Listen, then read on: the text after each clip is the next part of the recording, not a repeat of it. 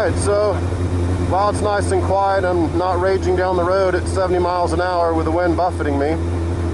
And this video should go viral because I'm going to tell you what Hillary Clinton's up to with her email server that nobody else seems to get, which is very suspicious. Tells me all the media is being controlled because they all know about the Freedom of Information Act. And the bottom line is, let me be quick here, is that when you have a .gov server, when you have a government email address, you are subject to the Freedom of Information Act. Your emails can be subpoenaed. Yes, you can redact them, but like I showed in my 400-page book about the Plume-Gate cover-up, you can get the inside story, and I proved that there's an orchestrated cover-up of the plumes and fallout, and they knew how bad it was going to be, and they hid it from us. So that's why FOIA is important, very important, the Freedom of Information Act.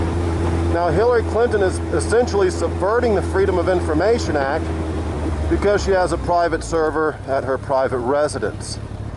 And what does that lead me to conclude? But she must be conducting some sort of criminal activity, something that she does not want to be subject to the Freedom of Information Act. So this is terrible. This is really shitty for someone to do this, because one of the stopgaps we have against government corruption is being able to look behind the scenes and see what they're saying.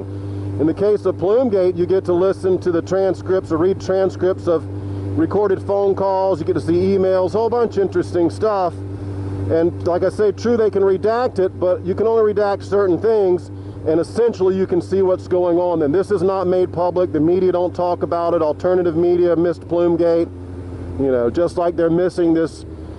This is a pretty big thing that Hillary is subverting the Freedom of Information Act by having a private server in her home and not having a, I'm sure she has a .gov email, she just simply doesn't use it for her criminal activity.